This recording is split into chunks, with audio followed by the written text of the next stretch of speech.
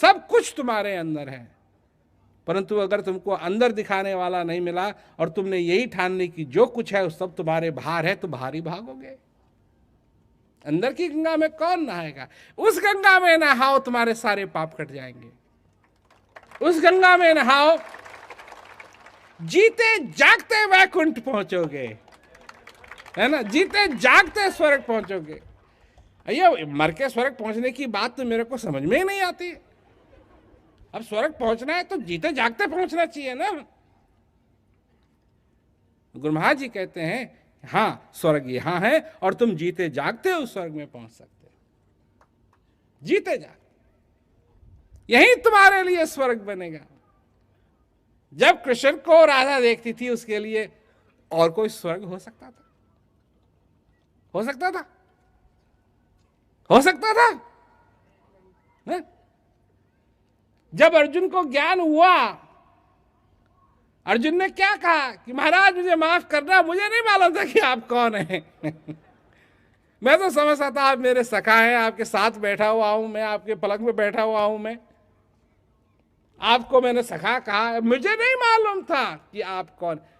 उस जगह जहां अर्जुन की ये बात समझ में आ गई कि वो किसके साथ खड़ा हुआ, पहले नहीं थी, बाद में जब आ गई, जब उसको ज्ञान हुआ, उससे बड़ा स्वर्ग कोई हो सकता था उसके?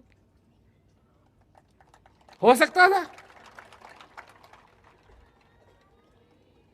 लोग करते हैं स्वर्ग की बात। भगवान राम ने हनुमान से कहा मांग क्या मांगना। अब कथा में सब दिलचस्पी रखते हैं ना, कथा सुनना चाहते हैं, कथा सुनाओ जी, कहानी सुनाओ जी। सुन लो कहानी, सुन लो कहानी। भगवान राम कहते हैं खुश होकर के हनुमान से मांग, क्या चाहिए तेरे? क्या मांगा? मेरा स्टॉक मार्केट बढ़ जाए, मेरी बेटी बहुत है, मेरा बेटा हो जाए, मेरे बेटे बहुत है, मेरी बेटी हो जाए, मेरे बेटे को पास करवा देना, है? यही मांगा? नहीं।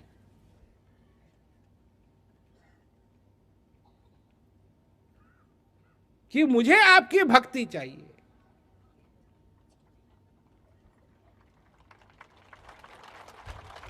हनुमान के लिए, हनुमान के लिए क्या स्वर्ग था? जहां देवता लोग थे? नहीं। जहां हनुमान के राम थे, उनकी भक्ति, वहीं स्वर्ग, वहीं स्वर्ग। जहां हृदय खुश है, शांत है, अंदर शांति है, वहां स्वर्ग। अब लोग समझते हैं ना, जब ठंडी होगी तो अच्छा होगा, जब ठंडी होगी, गर्मी होगी तो अच्छा होगा। जब गर्मियों में पसीने छूटते लगते हैं तो आदमी को ख्याल आता है हाँ सर्दी अच्छी, अच्छा मौसम हो जाता है। और सर्दी में जब जुकाम लग जाती है तो आदमी सोचता है गर्मी का मौसम अच्छा है। क्योंकि मनुष्य के लिए बात है पसीने की या छींक की। यही उसके दिमाग में बैठा हुआ है कि भैंस के साथ लगे रहो तो कभी ना कभी दूध निकल ही जाएगा। भैंस का नहीं, तुम्हारा। ऐसा नहीं होगा। इसीलिए ज्ञान की जरूरत है। और इससे मनुष्य अपने जीवन को सफल कर सकता है, चाहे और चीजें सफल हो न हो। हर एक चीज में, हर एक चीज में, इस संसार के अंदर हर एक चीज में जो संसार के अंदर है उसमें क्षमता है सफल होने की और असफल होने की।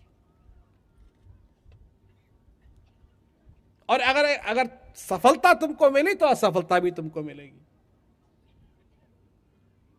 और असफलता में नहीं तो सफलता भी जरूर मिलेगी, और सफलता में नहीं तो असफलता भी मिलेगी। ये तो वही वाली बात है, ये एक ही सिक्का है भाई, इसके दो साइड हैं। कभी एक दिखाई देता है, कभी दूसरा दिखाई देता है, कभी दूसरा दिखाई देता है, कभी दूसरा दिखाई देता है, पर सिक्का ये एक ही है। ये माया का सिक्का है। सफलता तो उस दिन तुमको भगवान ने दे दी। तुम्हारी मनोकामना तो उस दिन पूरी हुई जिस दिन तुमने ये श्वास लिया।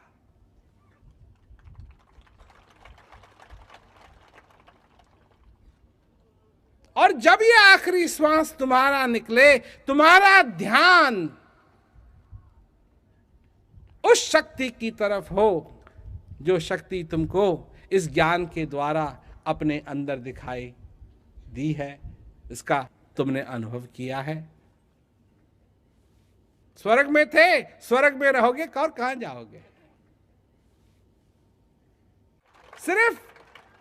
सिर्फ जिसको ज्ञान है वही कह सकता है स्वर्ग में था, स्वर्ग में हूं और स्वर्ग में रहूंगा। क्यों? कि मेरे पे मेरे गुरु महाराज की कृपा हो गई। उन्होंने ये ज्ञान दिया, उन्होंने ये अनुभव दिया, उन्होंने ये बात मेरे को बताई। पर मैं यही नहीं चाहता हूं कि तुम मेरी बात ही मानो क्योंकि मैंने कहा है। नहीं, इस बात का तुम अपने आप अनुभव करो, अपने जीवन में इसका अनुभव करो। क्या अंतर है और क्या अंतर था जब तुमको ये ज्ञान नहीं था, और आज क्या अंतर है कि तुमको ये ज्ञान है। कहीं भी हो, किसी भी हालत में हो, किसी भी दिशा में हो, जहां तुम्हारा ध्यान इसमें लगता है सब कुछ बदल जाता है। चाहे एक सेकंड के लिए लगे, सब कुछ बदल जाता है। उस समय में भी जब विपत्ता का समय होता है तो जहां तुम्हारा ध्यान लगा, विपत्ता भी अपने आप थोड़ी सी दूर हो जाती है।